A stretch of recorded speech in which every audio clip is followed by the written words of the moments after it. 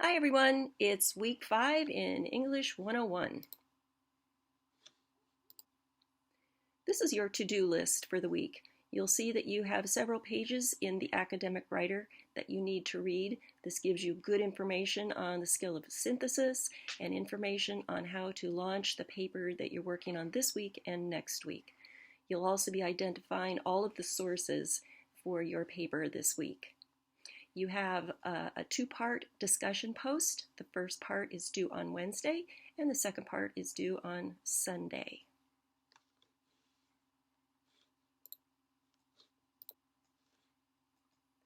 Let's talk just a little bit about this paper. This one is a little more complicated than the first one that you worked on.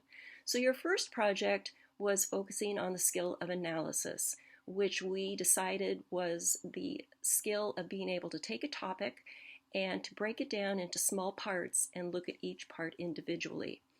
You're going to be doing that with this assignment, but now you're going to add the skill of synthesis, which is bringing it all back together, but in a new and improved way.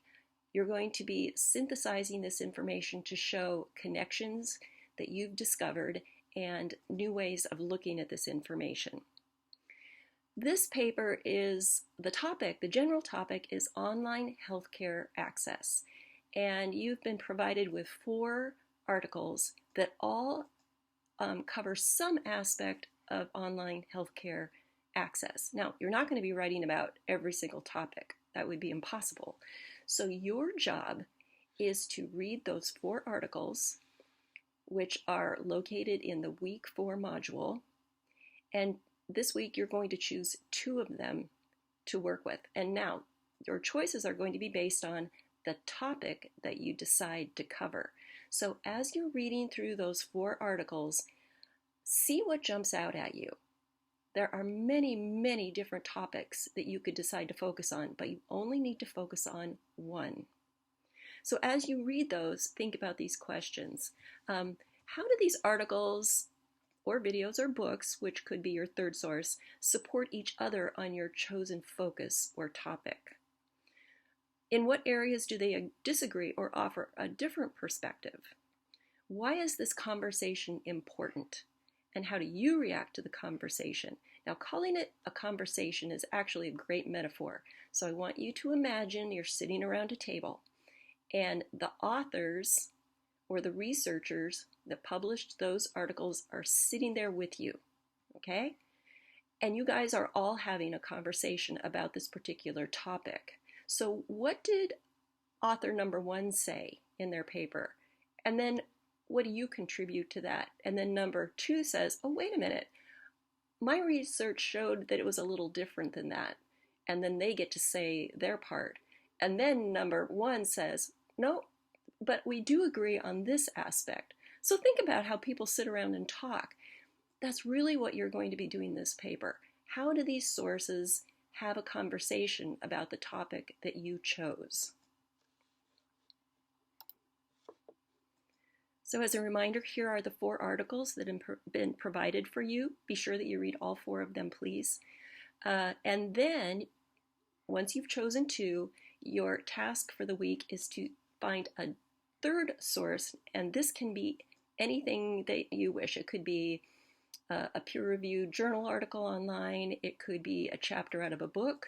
It could be a TED Talk, but it has to be a credible source of information that adds to this discussion. So it has to be focused on whichever topic you chose. So once again, here's the definition for analysis. Think about breaking it down. It's a type of preliminary or primary research that involves identifying and interpreting patterns in data, classifying those patterns, and generalizing the results. That's what you're doing as you go through that first read-through of your sources. It's useful when looking at actions, events, or occurrences in different texts, media, or publications. Analysis can be done on published documents or performed on raw data that you have collected. And here's a quote from your book. When you analyze, you determine how a text, an object, or a body of data is structured or organized.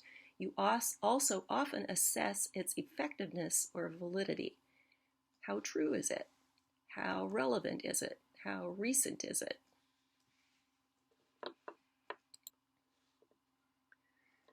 So in this first part of your paper, when you're performing analysis, you're finding and collecting documents, you're specifying criteria or patterns that you are looking for, and I'm calling that your topic. You're analyzing documents for patterns, noting the number of occurrences or other factors.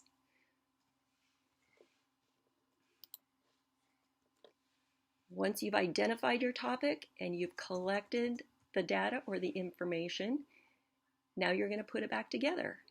Look for areas among all of your sources where the information agrees or disagrees, and try to draw broader conclusions about your topic based on what your sources say. So this is not a paper where you're just parroting what other people are saying.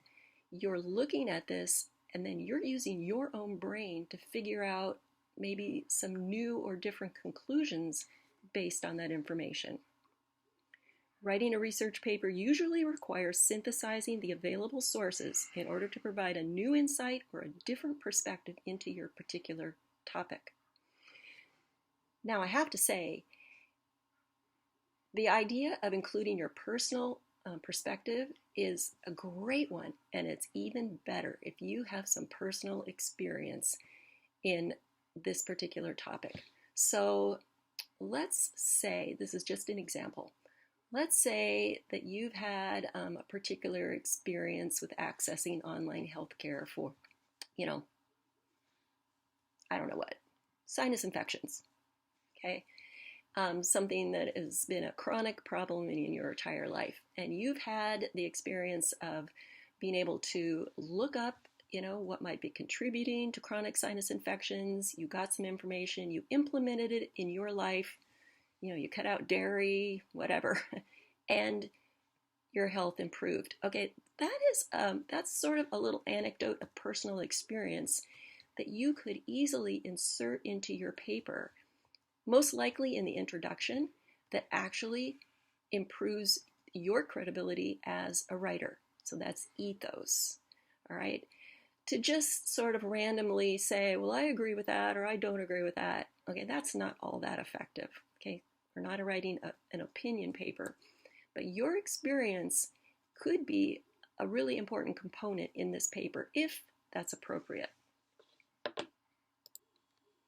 Here are some possible areas you might choose to focus on for your analysis synthesis essay.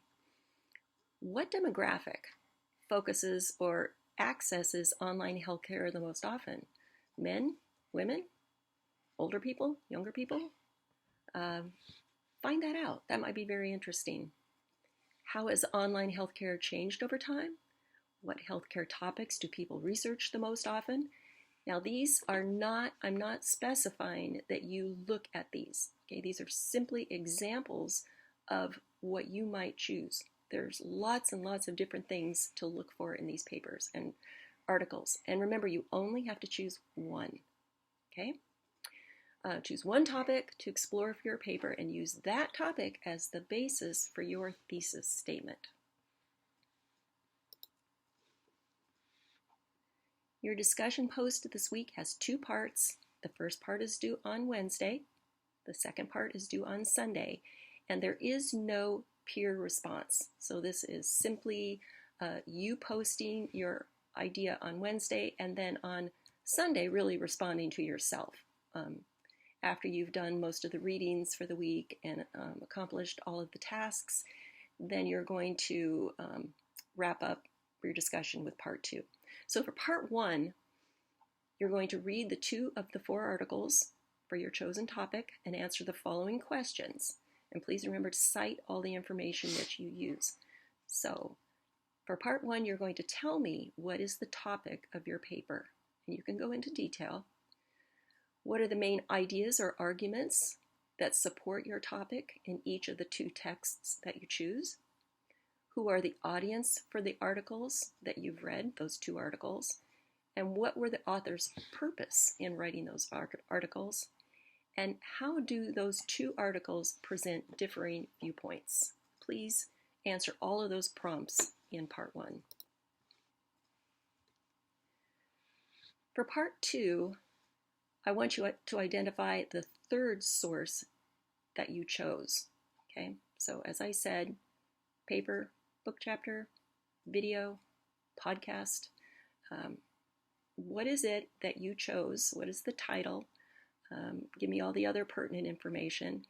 How does it differ or agree with the original two sources? Why did you choose this third source? What connections for synthesis are you finding now among all three sources? How are ethos, pathos, and logos apparent in all three sources? Are there any logical fallacies apparent? And if you're not sure what that is, please go back to your textbook reading and brush up on that. And finally, answer the synthesis questions located on page 137 in the academic writer as they apply to this third source.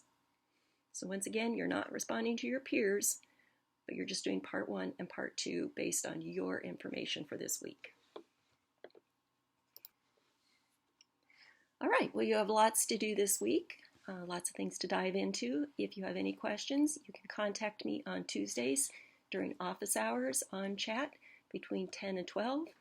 Otherwise, contact me through the Canvas inbox or email. All right, everybody have a great week. Talk to you next week.